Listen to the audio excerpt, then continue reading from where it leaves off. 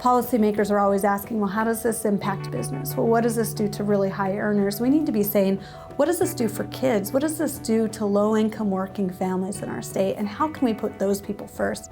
We work in the areas of health, education, and then family economic security to make sure that all New Mexico's children have a chance to reach their potential.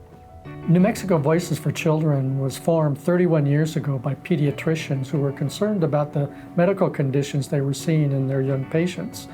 And they figured out if they were really going to impact those health conditions of children long term, they really needed to change the social conditions in New Mexico, and that's why we were formed. Because our children are ranked worst in the nation in child well-being. We're ranked 50th in the Kids Count Index, and that many of our children have really high hurdles to success.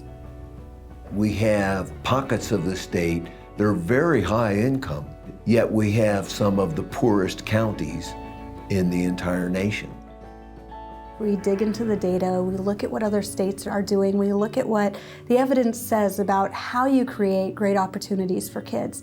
And then we take that research and we talk about it with partners, we talk about it with community members in New Mexico to see what they're seeing in their communities, to find and identify policy solutions that would really work for New Mexico.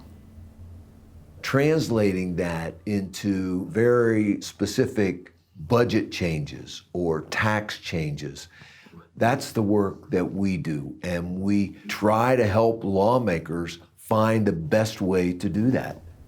I'm often asked, well, we would love to do all those things, but where do you expect us to get the money?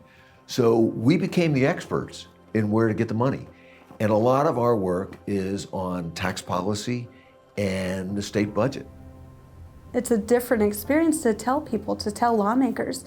The nearly 25% of kids in New Mexico who don't have enough to eat, it makes it harder for them to go to school and learn and do well. It makes them harder to sit still in their desks all day if they haven't had a meal since the day before. And it makes it harder for them to really thrive the way that we know they have the potential to.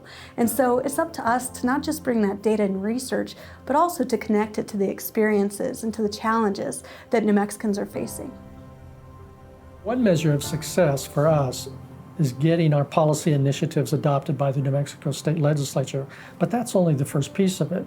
Ultimately, what we are trying to do is impact the social conditions in New Mexico to make sure that all children have an opportunity to thrive. So ultimately, what we are looking at in the data is whether or not those policy initiatives have really moved the needle on the data.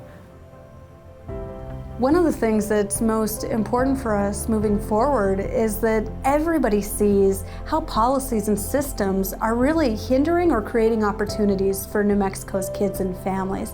That they see that what happens in the roundhouse during the legislative session, that has the potential to really benefit or create challenges for 500,000 kids in New Mexico.